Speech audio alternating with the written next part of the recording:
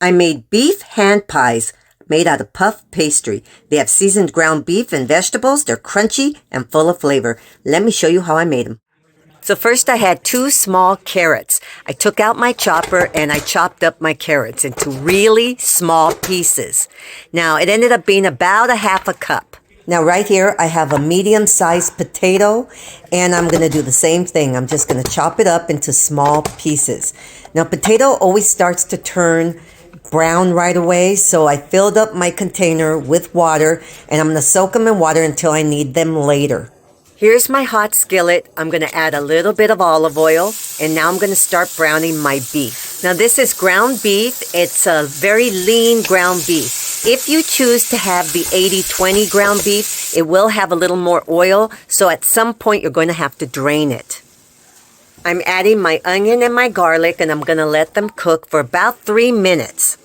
I'm adding some salt and pepper and some all-purpose seasoning. Now this is the all-purpose seasoning that I chose to use. I'm also going to add some red pepper flakes, just to give it a little zing. Then I added some tomato paste and some Worcestershire sauce. Now I'm going to add some red wine. Just a little bit, just enough to give it a really good flavor. Now if you really don't want to use the red wine, you could always use some beef broth. That'll give it a good flavor too.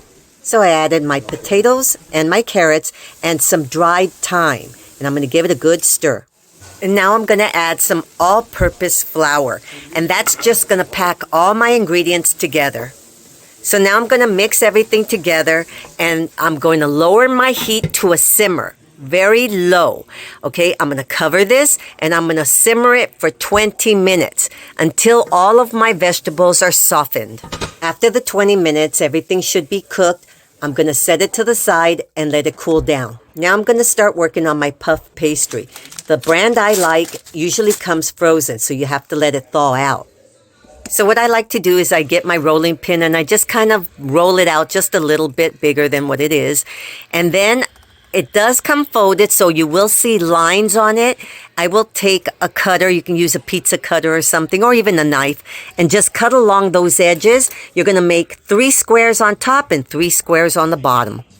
Now with my knife, I'm going to add 3 slits to the top 3 squares. That's for ventilation. Now I'm going to add about 2 or 3 tablespoons of the filling to each square. Then I'm going to bring over the top part, and I'm going to close the edges with my fork. Now I'm going to show you another one in a super fast speed. And don't forget to make some ventilation slits. Off to the side, I have a parchment-lined cookie sheet, and that's where I'm putting all my little pies. Now this is a beaten egg, and I added 1 tablespoon of water. Make sure you do that because the water lets the egg not be so thick when you're brushing it on top of your pies. And the egg adds a beautiful golden color when they go into the oven. You're going to have your oven preheated at 400 degrees. You're going to bake these about 15 to 20 minutes. Now for this amount of beef, you're going to need about 3 packages of this puff pastry. I used 2 boxes and I made a dozen little pies, and I still had some of this beef left over. It's very good tomorrow in tacos, or you can just freeze it for another time. My pies just came out of the oven. I'm going to cut one in half so that you can see the inside.